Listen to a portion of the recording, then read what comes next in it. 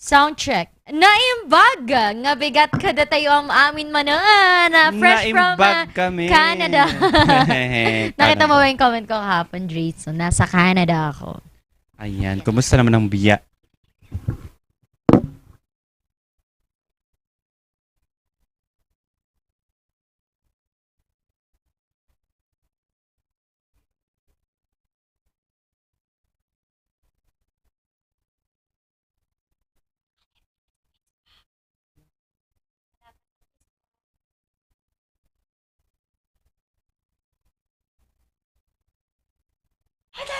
Facebook! Facebook, mother!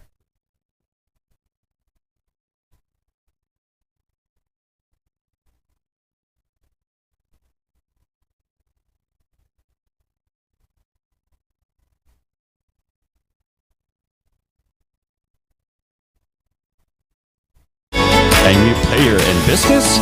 Get that head start and vamp up with the Regional News Group Luzon. Advertise now and reach your target market.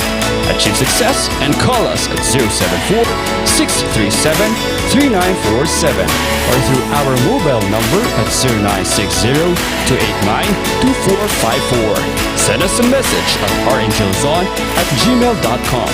Seize the opportunity with the Regional News Group Luzon.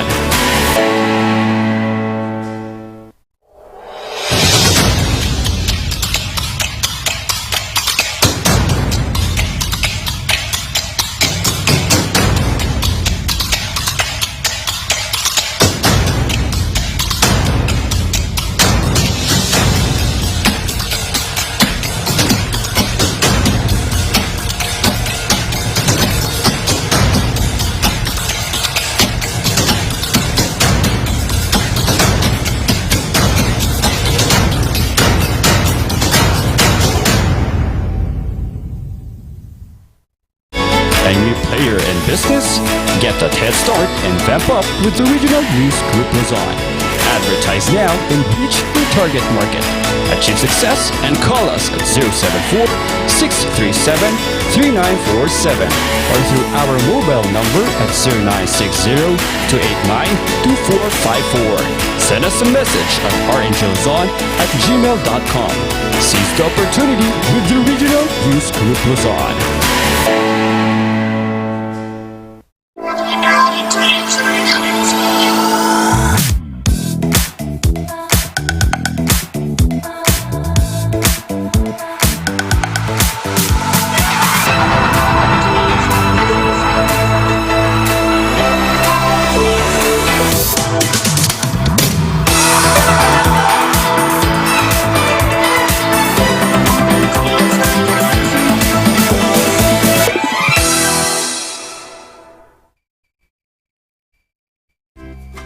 At nagbabalik akong muli dito sa Morning Valley Taktakan, fresh from Canada. Wow!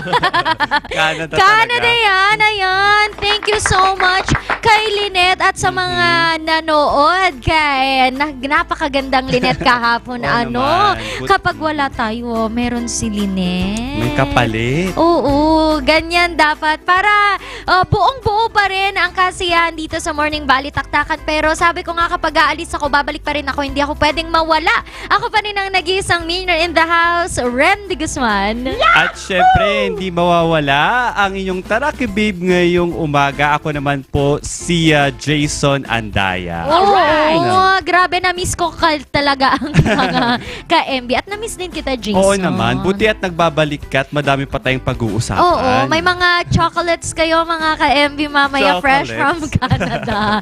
Anyway, mga ka-MB, tutok na. Pwede nyo kaming mapanood via the television channel GNN Channel 44. Channel number varies depending on your location. Kapag ang inyong gamit ay mga DJ boxes, kailangan nyo lamang pang i-scan ang mga channel na yan hanggang mahanap nyo ang GNN Channel 44. And below that is Morning Valley Taktakan. And pwede nyo rin namang ipihit-pihit ang inyong mga TV. Nakakamiss yung ganun, no? Yung ipipihit mo yung antena tapos may sisigaw sa labas. Mabalinan! Mabalinan! Clearan! Clearan! Clearan, clearan. Pwede nyo pa rin kaming mahanap. Ayan. At syempre, agbalinyo da kami nga birukan. It is social media accounts. Search nyo lang dyan Facebook. You can type there Regional News Group Luzon or RNG Luzon. Siyempre, adamat ti YouTube channel mi, adamat ti TikTok, Twitter, ken Instagram. Oo, nabasa ko kanina dito. Ang dami nating mga kabalitaktakan. Good morning, Mr. Ezra Tanasio and Arabella. Lagit sila, no? Mga ka-MB, share nyo na ang aming Facebook Live at pwede namin kayong ma-shoutout ngayon din. Pero bago ang Ayan. lahat, Jason, kamusta ba ang lagay ng panahon dito sa Baguio? Sa Canada kasi medyo malamig. Wow, bilis ng balik ka. Oo. Pero usapang weather tayo, no? Kasi kanina talagang maganda ang araw. At syempre, may pasok po. Oo, May ang mga estudyante. Ayan. At sa usapang weather update naman po tayo, alamin po natin ang kalagayan ng panahon.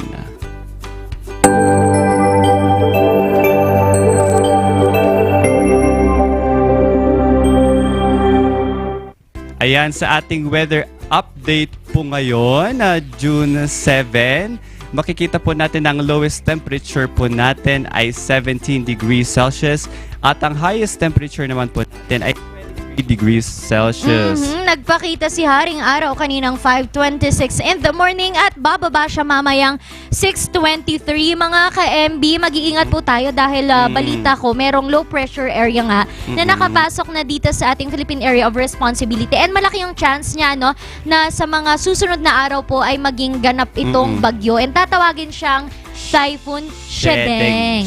Shedeng ba? Shedeng. Oo, alam mo, parang meron ng Shedeng before na parang way back, parang merong Shedeng ng pangalan. Pero nagulat lang ako na ulit pala ang Mga names pangalan, ng bagyo. oo. Parang depende ata kung saan sila nanggagaling or saan na mo. Anyway, mag-iingat pa rin po tayo mga ka-MB. Yan, always be ready kahit ano pong mangyari ay dapat ready po tayo. And kahapon naman po nais po namin batiyan ang ating mga migrant workers ng Happy Migrant Workers Day. Kahapon po yan. And in relation to that, yung kanila pong secretary na si Secretary Ople, Secretary Susan Ople, ay nagkaroon nga ng salamat po. And again, Happy Migrant Workers Day. And in relation to that, wag naman din natin kakalimutan na sa June 25, ito namang ating mga seafarers ang magse-celebrate ng kanilang araw. So, Seafarers Day po sa June 25, magkakaroon ng exhibit na tinawag na Life at the Sea. Wow, parang Wow, Little Life at Mermaid the lang Sea. Life at the Sea kung saan ipapakita ang mga photos po ng ating mga seafarers habang sila ay nandoon sa barko.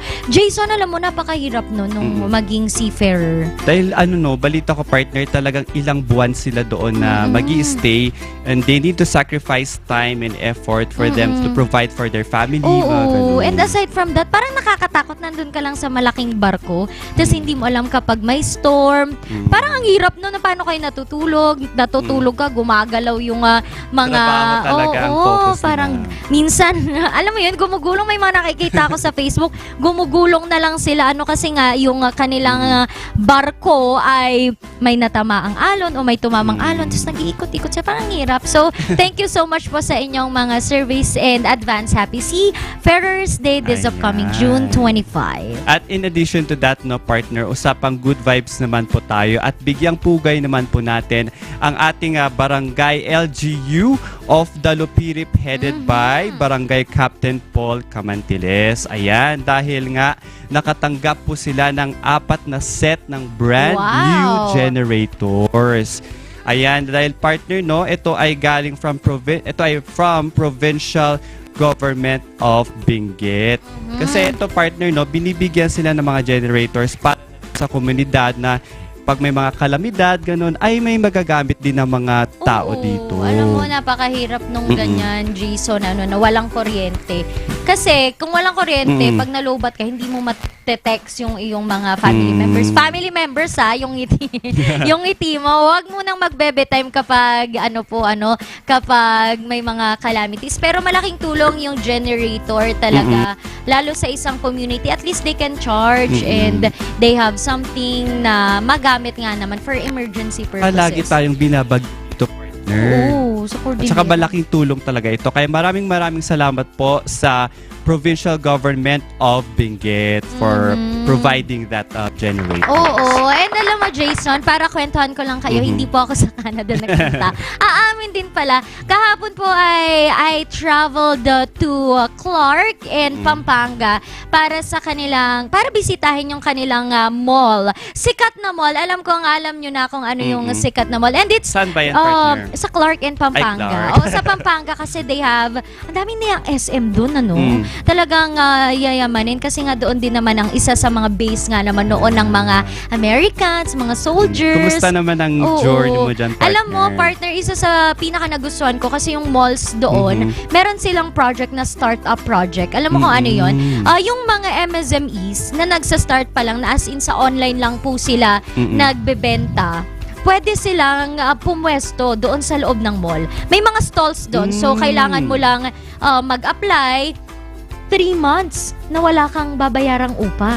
Wow, di ba? Pero parang makukonsider mo ba siya, partner, na parang online selling na din? Hindi. 3 months wala sila. oo. Kung yung business mo ay online lang, pwede kang dalhin mo na yung mga benta mo doon sa mall. Ay, nalaglag ang morning balitaktakan. Oo. Anyway, marami pa pong mga kaganapan. Mag-iingat pa rin tayo dito sa Baguio. Kagabi may naganap nga na hostage taking o insidente ng pananaksak dito sa isang hotel sa Baguio, as well as kaninang umaga merong insidente na naman po ng nalaglag na sasakyan. Palagi pa rin tayong mag-ingat. Oo. So napakadami ng nangyayari, partner, no? Dapat pangalagaan natin ang sarili. Talagang unahin natin ang sarili dahil kagabi ang alarma ang mga tao, pero ngayong umaga dapat ay good vibes pa rin Oo, tayo. at kailangan natin ng superhero. Parang mga mala John Wick na superhero. Oo, mala John Wick. Oo. Dahil, partner, excited ako mamaya dahil itong John Wick na ito, partner, ay kilala na talaga dito sa Baguio. Isa siyang rising local artist ng Baguio. Oo, parang naririnig ko siya, cosplayer ata siya. Singer ba siya? Isa siyang cosplayer at narinig ko, partner, isa siyang proud Cordillera na talagang igurot din siya. Wow! I'm very excited. Pero bago natin siya kilalanin, mga ka-MB, since it is National Pride Month, ano naman ang say ng ating community sa ating mga kapatid sa LGBT community? Alamin yan sa videong ito.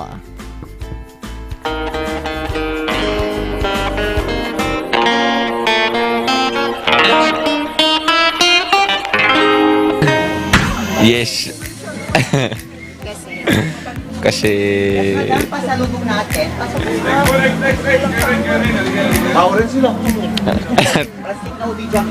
tao rin sila, oh.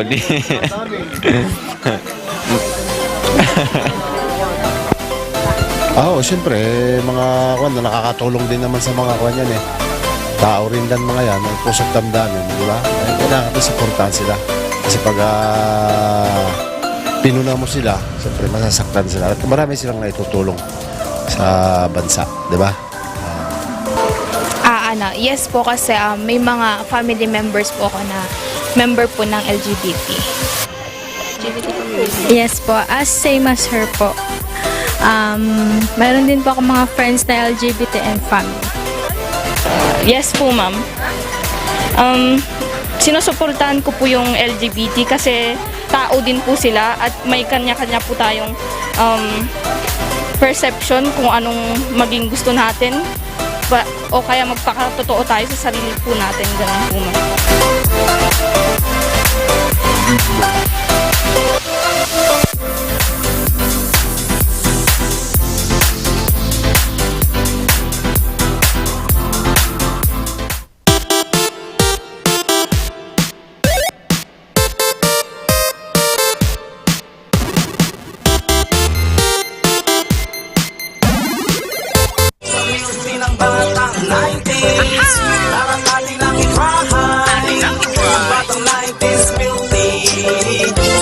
Magsisisi, promise. Sa milky ng batang 90s.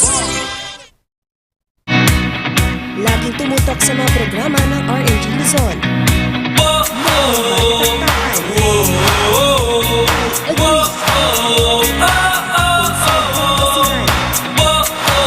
Luzon Headlines.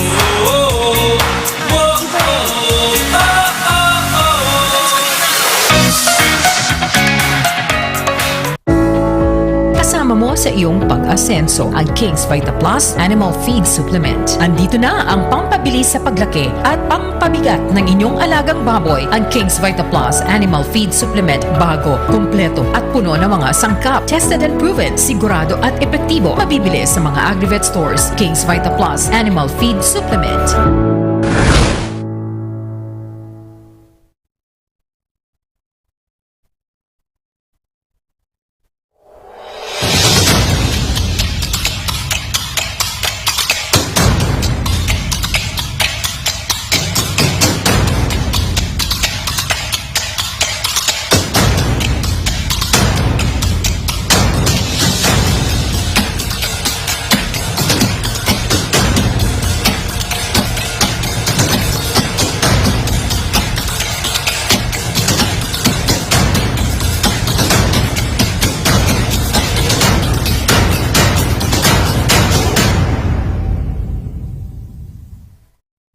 A new player in business?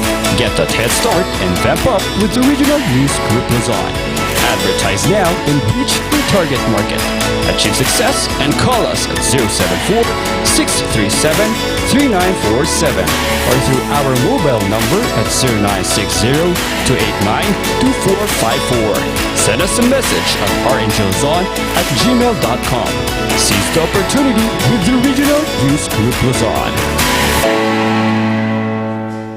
Sa music ng batang 90s, larang natin ang itrahan. Ang batang 90s beauty, di ka magsisisi, promise. Sa music ng batang 90s. Kasama mo sa iyong pag-asenso ang King's Vita Plus Animal Feed Supplement. Andito na ang pampabilis sa paglaki at pampabigat ng inyong alagang baboy. Ang King's Vita Plus Animal Feed Supplement. Bago, kumpleto at puno ng mga sangkap. Tested and proven, sigurado at epektibo. Mabibili sa mga Agrivet stores. King's Vita Plus Animal Feed Supplement.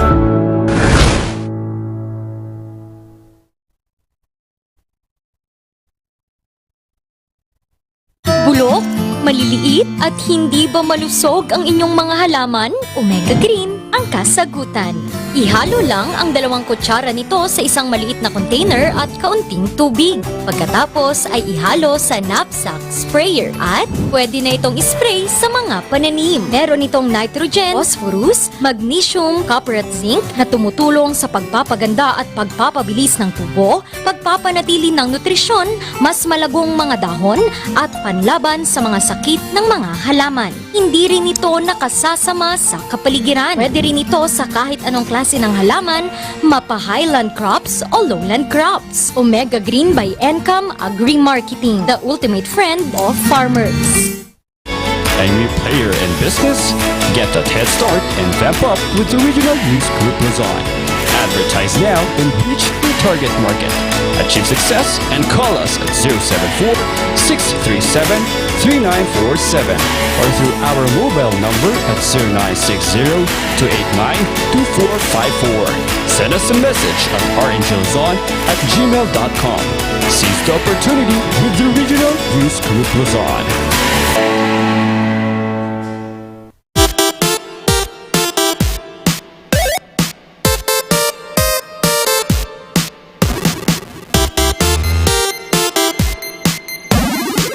At yan, nagbabalik po ulit ang Morning Balitaktakan. Sabi nga namin kanina ay makakasama natin ang rising local artist dito sa Baguio na si Sir John Wick. O Sir John Wick talaga. Hi Sir, good morning po. Hi, good morning. Ayan, oh, very John Wick talaga si Sir eh. Ayan Sir, ngayon sir, dahil na idineklara or kayo po ay John Wick na itinatawag nila sir, ano po ba si John Wick behind this camera? Sir, kayo po ba ay nag-work, nag-aaral? Yeah, behind the camera ako po ay isang volunteer sa DSWD. So umiikot po ako sa lahat ng mga municipalities dito sa Cordillera to conduct financial literacy seminars dun sa mga 4-piece beneficiaries natin. Kasi yun yung tingin namin na pwedeng makatulong sa kanila para mas nagkaroon pa sila ng karagdagang kaalaman on how to manage their own finances.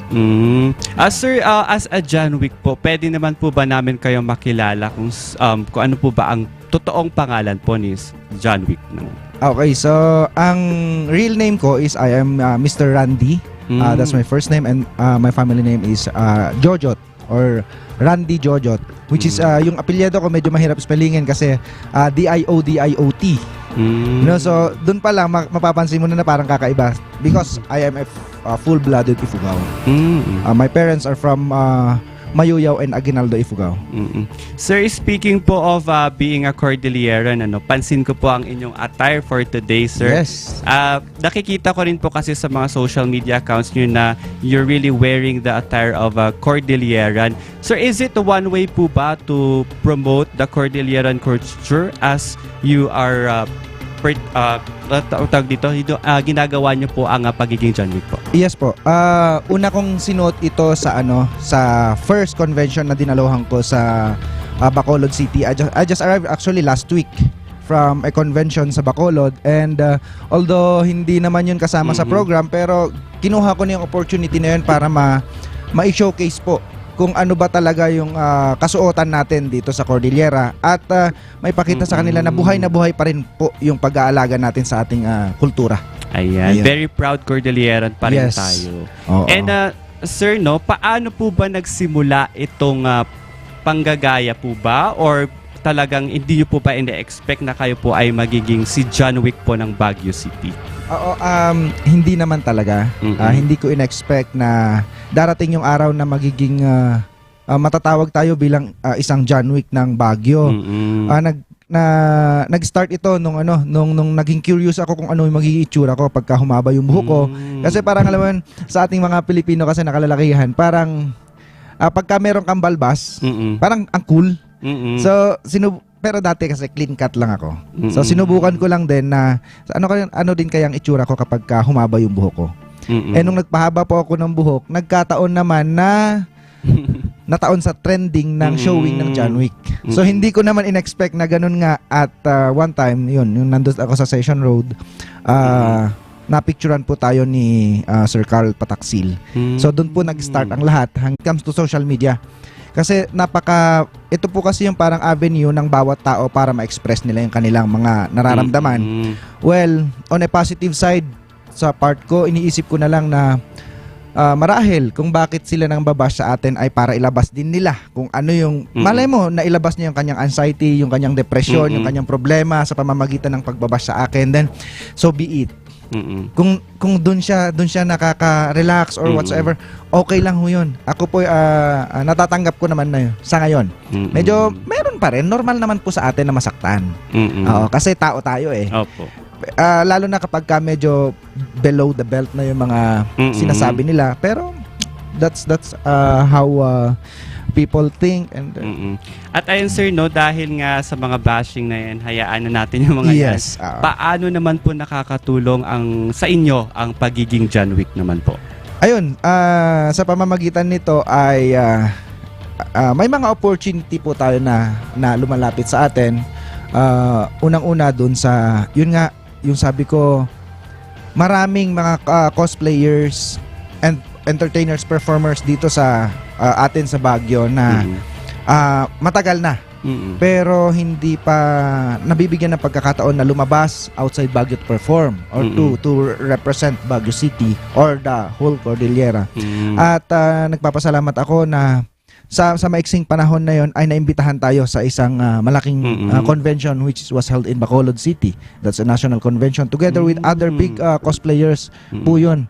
At nakakatuwa, and then may mga dumarating po tayong mga opportunity na halimbawa mga product endorsement or business promotions, and I hope na kasi may lumapit po sa atin na isang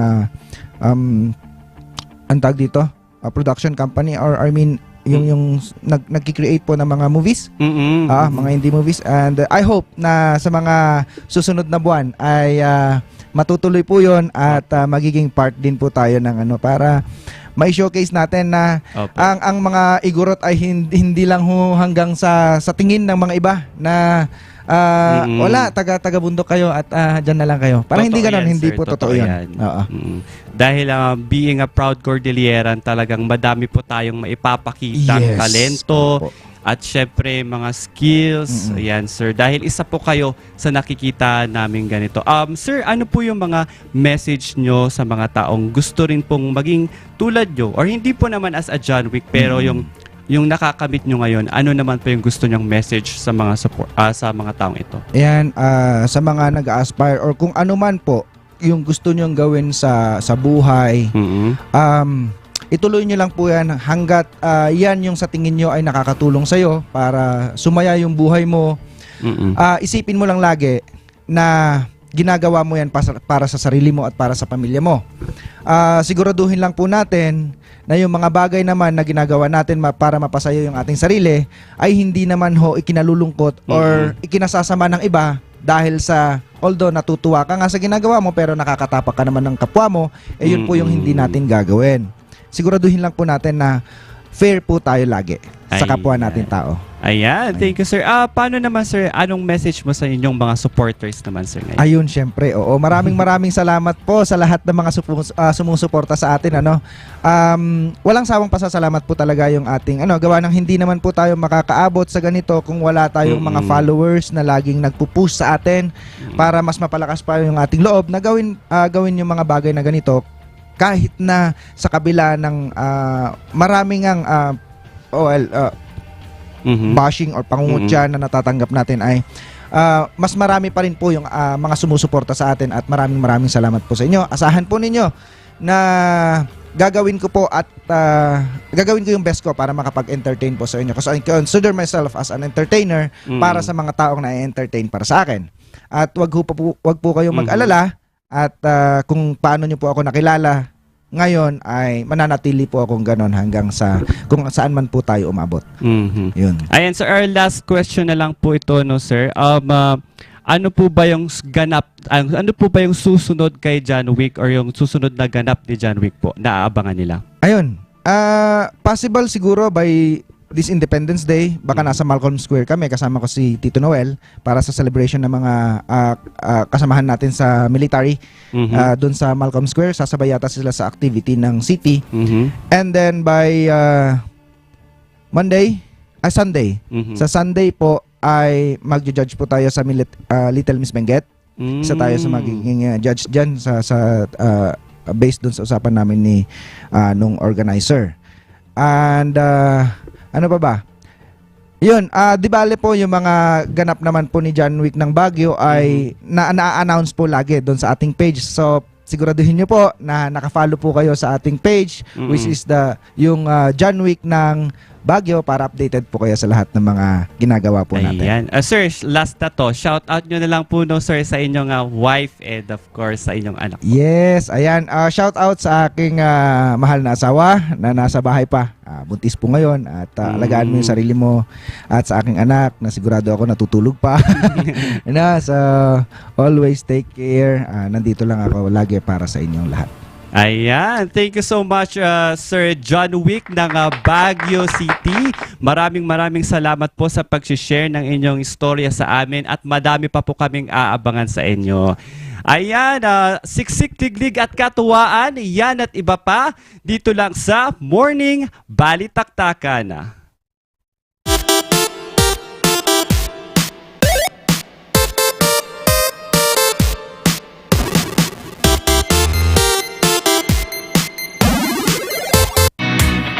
Laging tumutok sa mga programa ng RNG Luzon.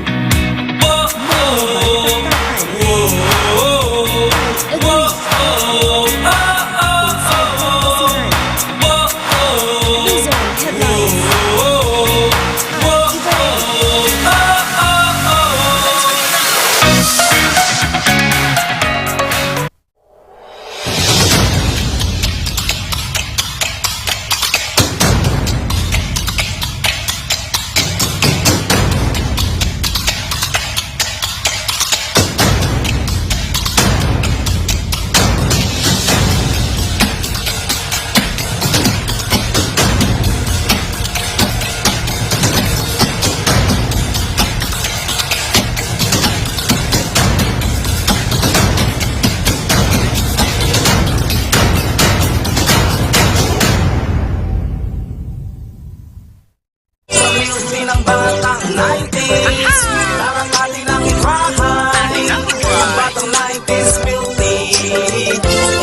magsisisi, promise. Sa milk tea ng batang 90s.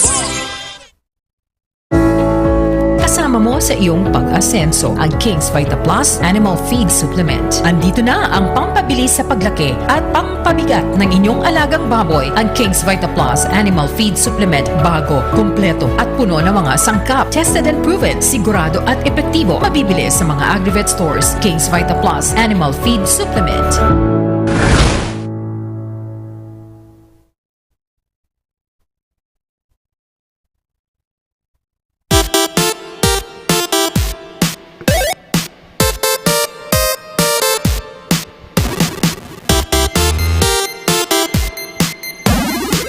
At ayan nga ang John Wick ng Baguio City. Grabe, kamukhang-kamukha niya mga ka-MB. Kaya nakakatuwa talaga na napakarami nating mga rising artist. And isa sa tumatak sa akin, dahil nakikinig din ako kanina, ay ang sinabi ni Mr. John Wick of Baguio na kapag merong mga bashers, hayaan mo lang, tuloy-tuloy ka lang as long as Totoo wala yan. kang tinatapakang mga tao. And Totoo yan. baka nga naman, tama nga naman, baka naman yun yung kanilang way para i-release kung ano man ang kanilang pinagdadaanan sa buhay. So, be the better person and still do your best in what you love doing. Kasi para sa akin, partner, parang inggit lang kasi yan eh.